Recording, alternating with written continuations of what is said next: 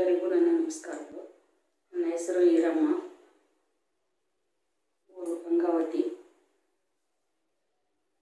ನಮ್ಮ ಗುರುಗಳಾದ ಪಿತಾಮಹ ಬ್ರಹ್ಮಶ್ರೀ ಪತ್ರಿಜಿ ಮಾಸ್ಟರ್ಸ್, ನಮ್ಮ ಗುರುಗಳಾದ ಲಲಿತಾ ನಾರಾಯಣ್ ಒಗ್ಗ ಅವರಲ್ಲಿ ನಾನು ಧ್ಯಾನಕ್ಕೆ ಹೋಗ್ತಿದ್ದೆ.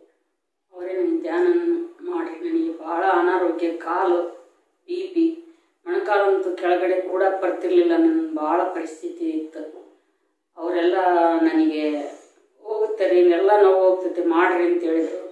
ಡಾಕ್ಟ್ರ್ ಕಡೆ ಹೋದಾಗ ನನಗೆ ಆಪ್ರೇಷನ್ ಮಾಡ್ಬೇಕಂತ ಹೇಳಿದರು. ಇನ್ನೊಂದು ಕಾಲು ಕೂಡ ಹೋಗ್ಬಿಡ್ತೈತೆ, ಇನ್ನೊಂದು 6 ತಿಂಗಳಿಗೆ ನೀನು ಜೀವನ ಪರ್ಯಂತ ಕೆಳಗಡೆ ಕೂಡೋಕ್ಕಾಗಲ್ಲ ಅಂತ ಹೇಳಿದರು. ಆಮೇಲೆ ನಾನು 4 ದಿವಸದಲ್ಲಿ ನಮ್ಮದು ಜೀವನನೇ ಚೇಂಜ್ ಆಯಿತು. ಕಾಲು ಎತ್ತಷ್ಟು ಇಡಷ್ಟು ಬಂತು. ಆಮೇಲೆ ಬಂದು ನಮ್ಮ ಮನೆಯಲ್ಲೇ ನಾನು ಪಿರಮಿಡ್ನಲ್ಲಿ ಧ್ಯಾನ ಮಾಡ್ತಾಯಿದ್ದೆ. ನನಗೆಲ್ಲ ಧೈರ್ಯ ಕೊಟ್ಟವರು ಮೇಡಮ್, ಅವರಿಗೆ ಎಷ್ಟು ನಾನು ಕೃತಜ್ಞತೆಗಳು ಹೇಳಿದ್ರು ನನಗೆ ಅದು ಆಗೋದೇ ಇಲ್ಲ. ಅಷ್ಟು ನನಗೆ ಸಂತೋಷ ಆಯಿತು. ಆಮೇಲಿಂದ ನಾನು ಬಂದಿದ್ದು 2016ರಲ್ಲಿ ಬಂದಿದ್ದೆ. ಅಲ್ಲಿಂದ ಇಲ್ಲಿ ಇವತ್ತಿನವರೆಗೂ ಡಾಕ್ಟ್ರ್ ಕಡೆ ಒಂದು ದಿನವೂ ನಾನು ಹೋಗಿಲ್ಲ. ನನಗೇನು ಜ್ವರ ಬಂದರೂ, ನೆಗಡಿ ಬಂದರು, ತಲೆನೋವಂತೂ ತುಂಬ ಇತ್ತು. ಎಲ್ಲವೂ ನನಗೆ ಗೊತ್ತಿಲ್ಲದಂಗೆ ನನ್ನಿಂದ ಹೊರಗೋದು, ನನ್ನಿಂದನೇ ನನ್ನ ಬಿಟ್ಟು ಹೋಗ್ಬಿಟ್ವು. ಆಮೇಲೆ ನನಗೆ ಕಣ್ಣು ಕಾಣ್ತಿದ್ದಿಲ್ಲ.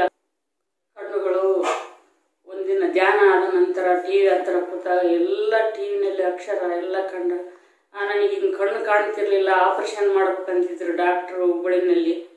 ನನಗೆ ಕಣ್ಣು ಕಾಣಿಸ್ತಾ ಇದೆ ಅಂತ ಹೇಳಿ ಎಲ್ಲರೂ ಮನೇಲಿ ಸಂತೋಷಪಟ್ಟರು. ಮಗ, ಸೊಸೆ, ಮೊಮ್ಮಕ್ಕಳು ಎಲ್ಲರೂ. ಅಲ್ಲಿಂದ ಮತ್ತೆ ಮೇಡಮ್ ಅವ್ರ ಹತ್ರ ಹೋಗ್ತಾ ಇದ್ದೆ. ನನಗೆ ಒಂದೊಂದು ಅನುಭವ ಆದಾಗಲೂ ಹೋಗ್ತಿದ್ದೆ. ಹಿಂಗಾಗಿತ್ತಂದ್ರೆ ಅವರು ಭಾಳ ಖುಷಿಪಟ್ಟು ಬೇರೆಯವರು ಬಂದಾಗ ನಮ್ಮನ್ನು ಕರೆಸಿ ಎಲ್ಲ ನನ್ನ ಅನುಭವಗಳ ಹೇಳಿ ಅಂತ ಹೇಳ್ತಿದ್ರು.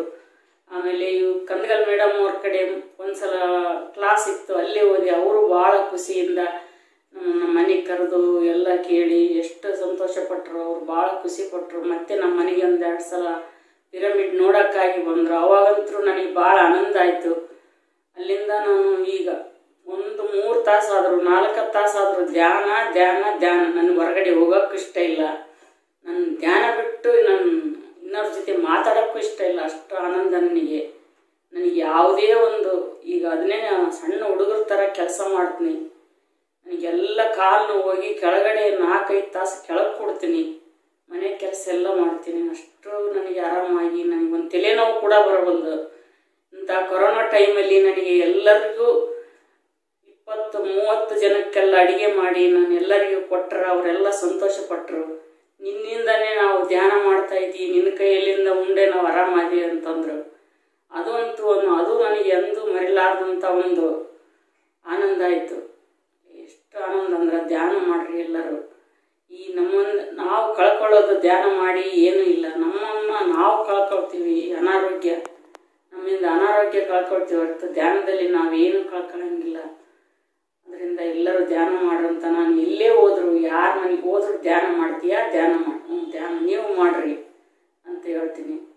ಹಾಗಾಗಿ ನನಗೆ ಎಲ್ಲಿ ಒಂದು ನೋವು ಕೂಡ ಈಗ 2016ರಿಂದ ಇಲ್ಲಿವರೆಗೂ ಇನ್ನು ಹಿಂದಿನೇ ಸುಧಾರಿಸ್ತಿದೆ ಆರೋಗ್ಯ ಹೊರತಾಗಿ ನನಗೆ ಯಾವ ಒಂದು ನೋವಿಲ್ಲ. ಅಷ್ಟು ಆನಂದವಾಗಿದ್ದೀನಿ. ನಾನು ಏನು ಕೆಲಸ ಬೇಕು ಆಗಿಂದಾಗಲೇ ಎದ್ದು ಮಾಡಿಕೊಡ್ತೀನಿ. ಅಷ್ಟು ನನಗೆ ಉಲ್ಲಾಸ. ಏನು ಅದಿನಿಲ್ಲ, ನಾನು ಗಾಳಿ ಕೊಟ್ಟ ಥರ ಐತಿ ನನ್ನ ಆರೋಗ್ಯ. ಅಷ್ಟು ಆನಂದವಾಗಿದ್ದೀನಿ.